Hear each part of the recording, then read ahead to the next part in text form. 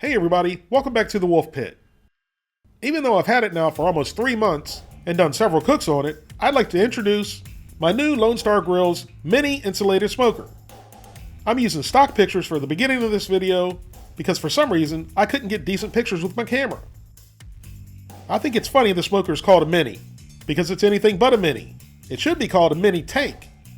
It measures 26 inches deep by 28 inches wide by 62 inches tall and weighs in at 650 pounds. It comes standard with one Tell-True stainless steel thermometer, oven slam lockable latches. You gotta keep that barbecue protected at night. You don't want anyone breaking in and stealing it. 2 industrial heavy-duty 5-inch wheels and 2 heavy-duty 5-inch swivel wheels for easy mobility. The Mini is painted with 4 coats of high-heat paint. Both doors are wrapped in 14-gauge stainless steel and are sealed with high-temperature gaskets. 4 nickel-plated NSF-approved wire-sliding pull-out food grates that measure 22 by 17 and have a 6 3/4 inch clearance between grates. The Firebox includes 1 oversized slide-out charcoal basket, 1 slide-out ashtray, 1 2-inch ball valve to control airflow. The ball valve is easily adaptable with a Stoker or Guru. It also has a full width and depth 1/4-inch steel water pan. There's a water fill line at the top of the smoker, allowing you to add water to the water pan without having to open the door. And finally, a 1 1/4 inch ball valve to drain the water from the water pan. So that's all the specifics. Now it's time to fire up the Lone Star Mini and get it seasoned. I'm not going to put you guys through the boring process of spraying everything down with Pam, but you can use cooking oil, lard, or leftover bacon fat. Just make sure you get everything inside the Mini coated, including the Firebox. I'm using the optional T-plates, which allows you to do the snake method, which will help give you a more controlled burn and a longer cook time. Next, we fill the Firebox with Kingsford briquettes. It's not necessary to fill it up all the way with charcoal, but I wanted to see how long a full load would burn. I also added more wood chunks than I really needed, but I had a mixed bag of wood I really needed to use. And of course, Bella the Wonder Dog needed to inspect the charcoal. Now I'm lighting the Mini with my hose torch, but you can use your preferred method of lighting. Just like on all my other grills, I'm lighting a small spot, but this time I'm lighting it on the side where the 2-inch ball valve is for airflow. I have the valve open 100%.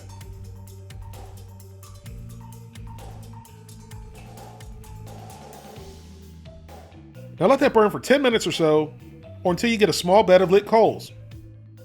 Once you have a small bed of lit coals, slide the Firebox all the way back into the cooker and close both doors, leaving the ball valve and top vent open 100% until the grill gets to around 200 degrees.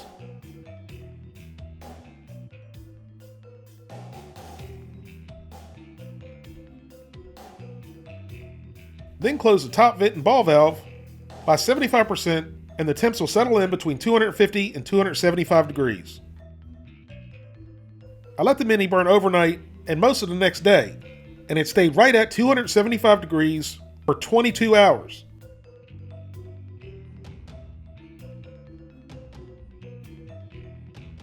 After 22 hours, when I opened it up, just about all the coals were gone, so that shows how well it's insulated. Cleaning out the Firebox is simple. You shake the excess ashes from the Firebox into the ash pan, then remove the ash pan and dump it into a fire-safe container.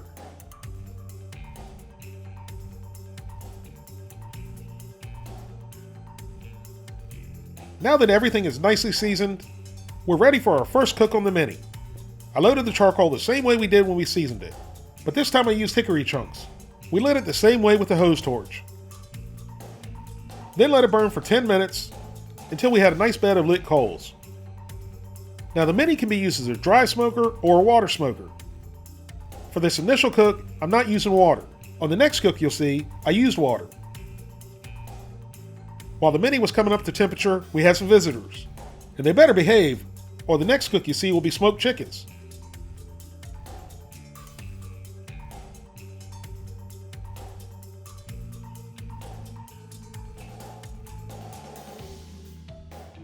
Once we had a bed of lit coals, close up the Mini and leave the ball valve and the top vent open 100%. And then once the Mini gets to 200 degrees, close both vents by 75%.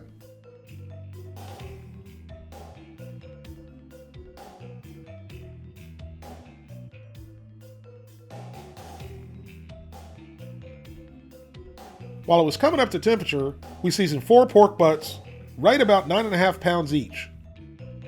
Now the purpose of this cook is not only to make pulled pork for a friend's party, but also to see how even the mini cooks. Some people do this with biscuits, but I'm going to do it with something a little bit more meaningful: pork.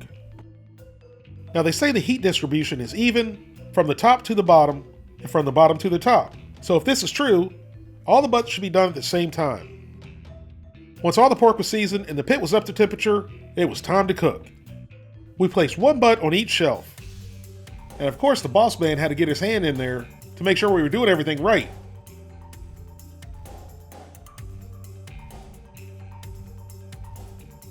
And as you can see, each shelf would easily fit 4 butts of this size, with plenty of room for airflow. So that means that you could fit 16 butts on the Lone Star Mini. That's a lot of butt.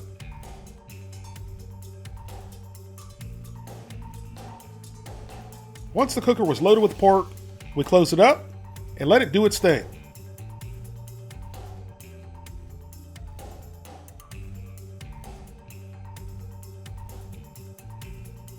This was another overnight cook, and I monitored the temperatures from inside, and I did not have to get out of bed one time. It held rock steady between 250 and 275 degrees.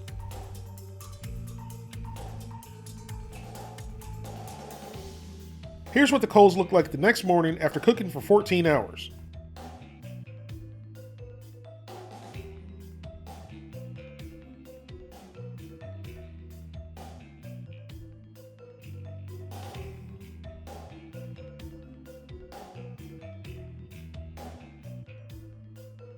And here's what the butts look like after 14 hours. They certainly look really good with a great color, and the smell of barbecue first thing in the morning is like heaven. So I checked the temperature of each butt. The top one was at 210 degrees. The next one's at 203.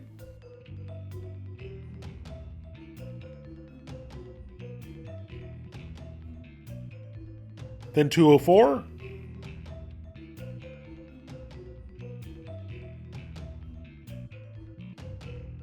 And finally 207.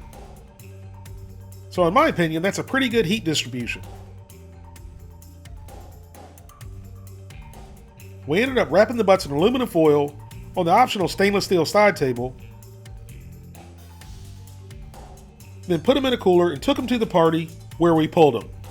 And of course, Bella the Wonder Dog knew it was time to eat. I apologize for not having video of pulling the pork, but you, the people, need to trust me. The pork was amazing. Smoky, moist, tender, and delicious. Stay tuned for more up-and-coming cooks on the Texas Lone Star Mini. Thank you all very much for watching. Please don't forget to like this video and subscribe, and I'll see you soon.